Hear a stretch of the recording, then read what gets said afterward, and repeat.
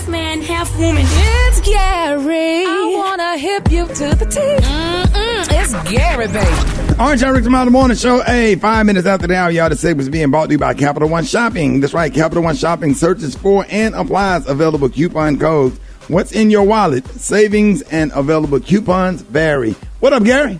Good morning, Ricky. Good morning to you. It's Friday, a beautiful day in the neighborhood, and here's what's happening in celebrity news, y'all.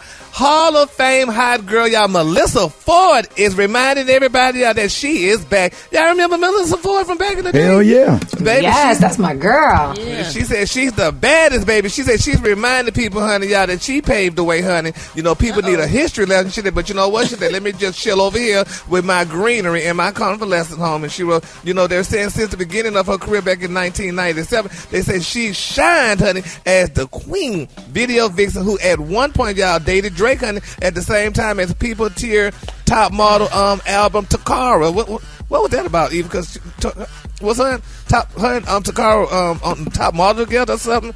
They putting that out there like that? Takara was, I think, but Takara was on top model with me, but Melyssa wasn't. But Melyssa definitely is the pioneer of video vixens. Yes, honey. So it's amazing, though. You know, they said, you know, she dated Drake. She said, they said Melyssa then went on to say that Drake was very greedy, honey, because they both had 7-course meals, whatever that was supposed to mean, child. But the thing is, honey, people are raving that she's back. She's still looking good. So when I do, she had like an accident or something a while back ago, if I'm not mistaken, honey. Yeah, but now she's back.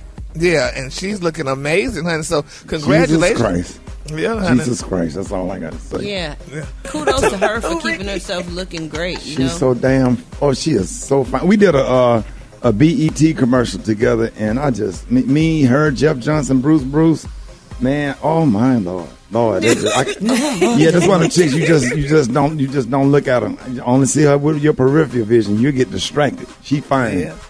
Miss Ford, honey. All right, congratulations that she's back, and she could have let all these young girls have it, honey, I guess. So, all right, moving on. Another celebrity news. Remember last hour I talked about Safaree, y'all, and the baby, honey, with the baby falling and what have you and stuff. But Safaree said some things, y'all, you know, and a lot of people, and this is interesting, and I need to know about, you know, some of y'all work on TV, whatever, y'all kind of know about this now. They're saying, y'all, that he blasted Love and Hip Hop editors on, you know, Twitter for allegedly depicting him as a bad father on TV because, you know, his daughter fell, and they were saying that the guitar fell on the daughter, and Safaree laughed. He said, now, first, honey, he addressed the clip when he seemed to react unenthusiastically about Erica being pregnant for a second time. And he said, quote, y'all loving hip-hop editors ain't nothing. He said, we told y'all not to air my baby falling, and y'all still used it. Had us reshoot a whole bunch of mess, and y'all still used it. He said, y'all don't have no respect, but that's not my response to me finding out that I was having a boy. He said that definitely wasn't there. But can the editors do that to y'all? If y'all ask them to take something out, even though he said it was tacky and tasteless, and he said it was definitely about to be a wrap on his time with them. He said, now,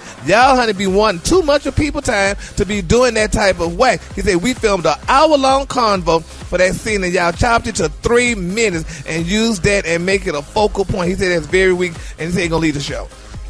Can the editors, the producers do that? I don't blame him. If you're an executive producer, you can have something taken out. Or whatever, you know, I remember having to go in there and fight for certain stuff to be taken out that I didn't want to talk about or discuss. Because, you know, if you think it can ruin your name and your brand, but you always want to do what's best for the show or whatever. But some people, man, they come in there and they think that trash equals ratings. And sometimes I'm like, so I don't know. You got to fight for it, but you also have to have the right to fight for it, which means you need to have a producer credit or something in your contract to try to be able to, you know, extract to override some of this stuff. Yeah. Because that's what I had to tell one of those guys we was doing our show at the time. Said, hey, bro, we don't bring that over here, because he had came from another reality show. He was doing our show. And you remember, Brad? I said, hey, we don't do that over here. He said, well, you're right. I said, we don't need the ratings. I said, well, cancel the show then, because I'm not, all money ain't good money, and we just not willing to do that and sync the show. Our show is like family values and stuff like that. We're not doing that over here, so I'm sorry. And So I like Safaree. I think he's a good father, and you know, whatever him and Eric are going through, that's their business. You know, and it is that, you know, a lot of times the editors they just want to make a good, entertaining show. And Love and Hip Hop is kind of known for the drama and the crazy stuff. So But you start talking about a child falling, and then you can get a whole nother kind of backlash. You know, a fight, I don't think an the argument. guitar fell on her though, Gary. Yeah, I didn't look like when we said it didn't look like it did, but he said it. No. Yeah, well, evidently he doesn't have any credit then, because if he couldn't have them take that out the show, I mean, he doesn't have any credit after all those years of being on the show. He does have credit, but he doesn't have discretion over editing. And though he might have asked for it to get taken out because it was in poor taste, because it was a child, he still doesn't have the final say. Right. So, well, what they lose is him on the show. If he got a big following and you do something like that or whatever, you can lose a talent if a talent feel like you're trying to sabotage them. And then now, you know, he leaves the show. He leaves the show, and but you he make also people leaves afraid his to check.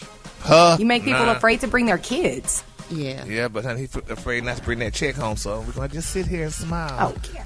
So, but anyway.